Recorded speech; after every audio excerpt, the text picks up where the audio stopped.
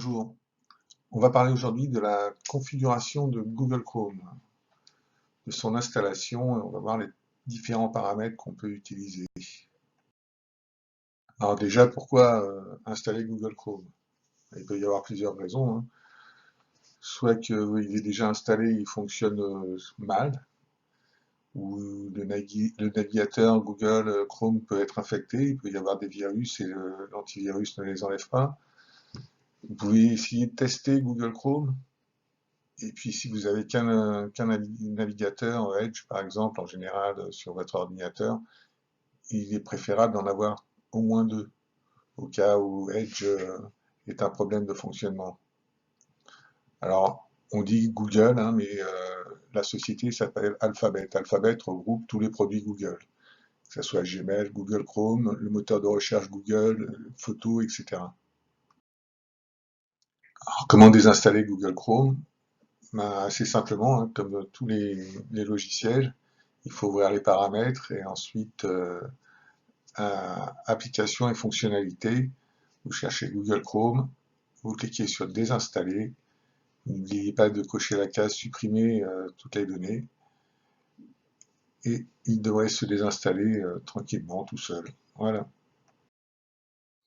Alors avant de désinstaller Google Chrome, ce serait bien de vérifier quand même que vous ayez un autre navigateur fonctionnel sur votre ordinateur. Alors Edge de Microsoft est installé par défaut, donc vérifiez quand même qu'il fonctionne avant de désinstaller Google Chrome. Ensuite, donc, vous ouvrez Edge, vous tapez Google Chrome, et dans les premiers résultats, vous devriez avoir des pages de téléchargement de Google Chrome. Donc vous en ouvrez une, vous cliquez sur télécharger Google Chrome, le fichier va apparaître en bas de la page si vous utilisez Edge. Vous aurez le choix entre soit ouvrir, soit enregistrer. Moi j'ai fait ouvrir directement avec le fil gauche. Si vous enregistrez le fichier sous, il sera enregistré par défaut dans les téléchargements. Et ainsi il sera sur votre ordinateur au cas où vous ratiez l'installation ou que vous vouliez recommencer. L'installation est assez simple, hein. Il suffit d'autoriser Google Chrome à s'installer en cliquant sur OK quand la petite fenêtre pop-up apparaît. Ensuite, il y aura une barre matérialisant le téléchargement et puis l'installation du logiciel. À la fin de l'installation, Google Chrome s'ouvre avec une page permettant de le personnaliser. Nous, on va le personnaliser en passant plutôt par les paramètres. Alors pour choisir une page de démarrage, il suffit de taper son nom, ou plutôt de faire une recherche sur cette page si vous ne connaissez pas son nom.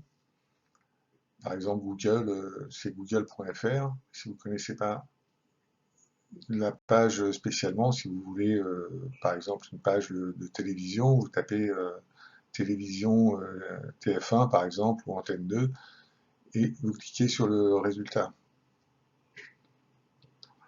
Si vous voulez plusieurs pages, il suffit de cliquer sur un nouvel onglet, sur le petit plus là, pour ouvrir un nouvel onglet. Et pour commencer l'opération, vous pouvez ainsi en ouvrir plusieurs. Bon, il ne faut pas non plus qu'il y en ait de trop parce que ça va alourdir le navigateur, mais vous pouvez en mettre comme ça quelques-unes. Quand vous avez ouvert les pages que vous voulez, là par exemple j'en ai pris 3 moi, vous ouvrez les paramètres. Pour ce faire, vous allez en haut à droite sur les 3 petits points, vous descendez à paramètres, vous faites un clic gauche. Alors, sur la fenêtre qui s'ouvre, sur la page qui s'ouvre, on va activer les 2 petits boutons. Là, le premier est très pratique. Il sert à afficher la petite maison qu'on retrouve en haut à gauche du navigateur. En cliquant dessus, on revient à la page d'accueil. Le second, il permet d'afficher la barre des favoris sous la barre d'adresse. Donc c'est pratique aussi, ça évite de chercher. Ensuite, on a le zoom, le niveau du zoom, donc on peut le monter ou le descendre. Et ensuite, on peut choisir le moteur de recherche. Par défaut, c'est Google, mais on peut le changer, bien sûr. Ensuite, les mots de passe. Donc, on a les mots de passe qui peuvent être enregistrés automatiquement.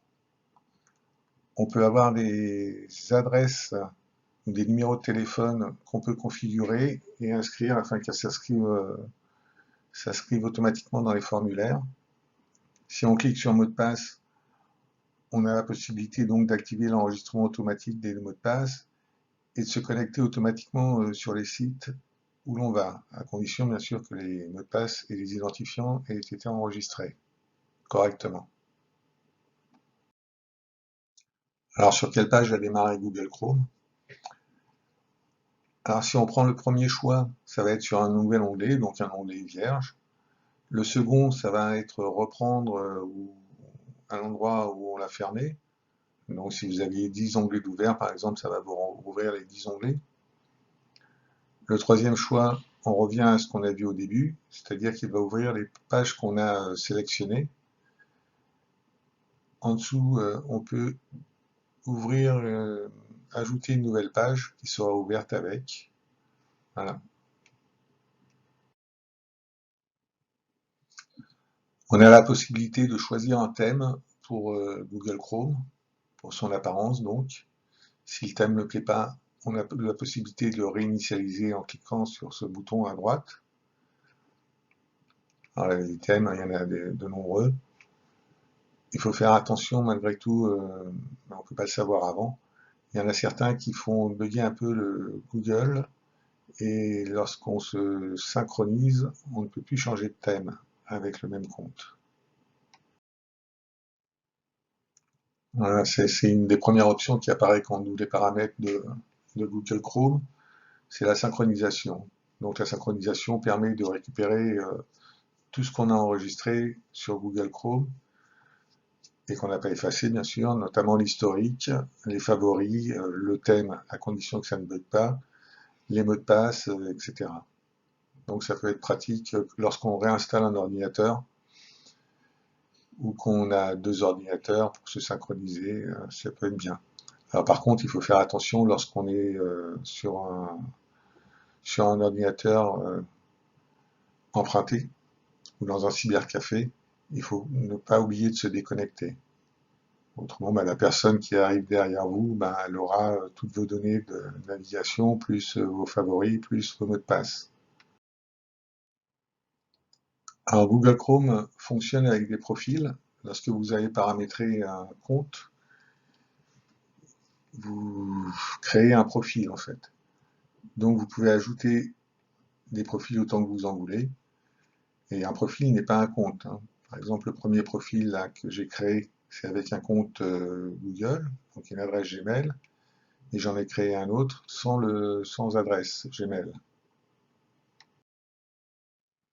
Pour gérer les profils, c'est relativement simple. Vous ouvrez en cliquant sur la petite photo qui est en haut à droite, le petit cercle. Vous ouvrez la roue crantée qui est située au milieu. Et là, vous pourrez soit ajouter un profil, soit les modifier. Alors, pour supprimer un profil, il faut cliquer en haut à droite. Il y a trois petits points et ça vous permet de supprimer. Supprimer le profil sélectionné, autrement vous pouvez en ajouter un autre. Voilà. Merci. Au revoir.